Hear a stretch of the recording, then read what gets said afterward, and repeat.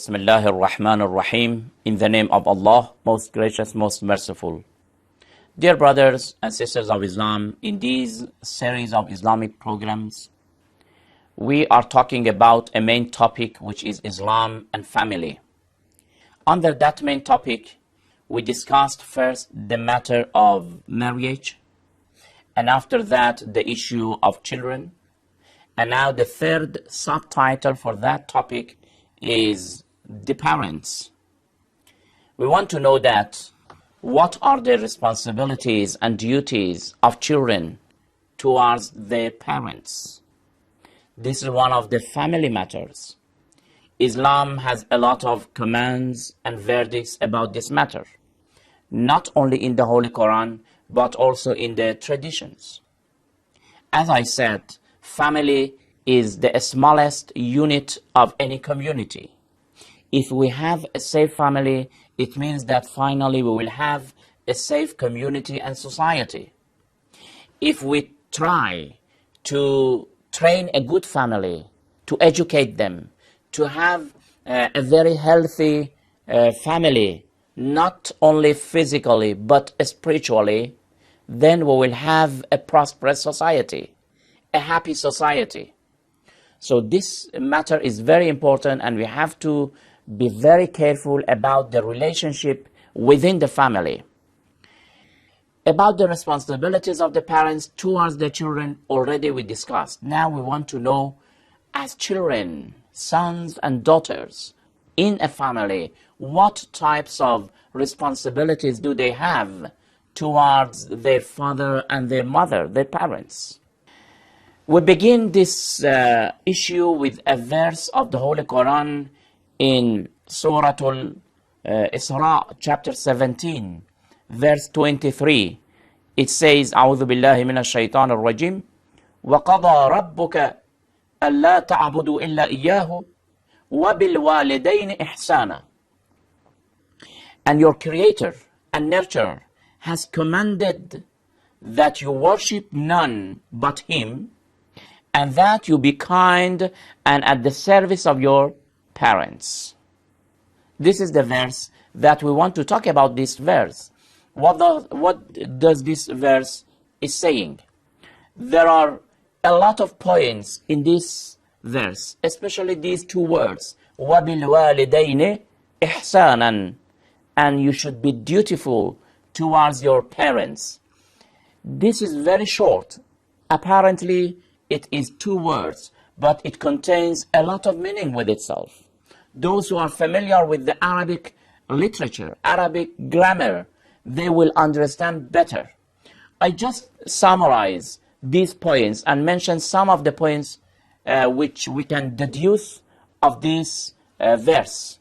First of all, to be kind towards the parents is so important that Allah subhanahu wa ta'ala, after mentioning the issue of monotheism, then it is mentioning the issue of kindness towards the parents. The verse is saying that Allah has commanded you to do what? First, to be a monotheist, to worship only one God. After that, to be kind to your parents. How important it is. It doesn't say that to worship God and then to offer your prayer, and then he says that to fast, to give alms. No. Among all these Islamic teachings, the matter of kindness to the parents is so important that immediately after the issue of monotheism, this matter is being mentioned. So it shows the high position of this matter. How important it is that first you must be a monotheist, you must worship only one God, and then towards your parents, you must be very kind and beneficent.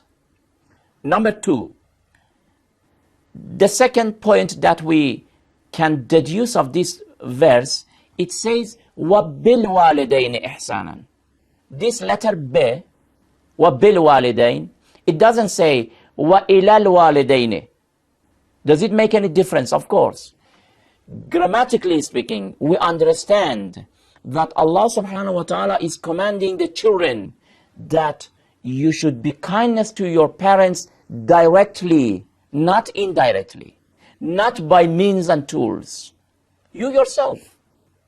Sometimes you send somebody to do a good action to your father or to your mother. This is also good. But the verse says, وَبِالْوَالِدَيْنِ. You yourself. This is much more important, that you as a son, whoever you are, you as a son or a daughter, directly, you yourself maintain the issue of kindness towards your parents.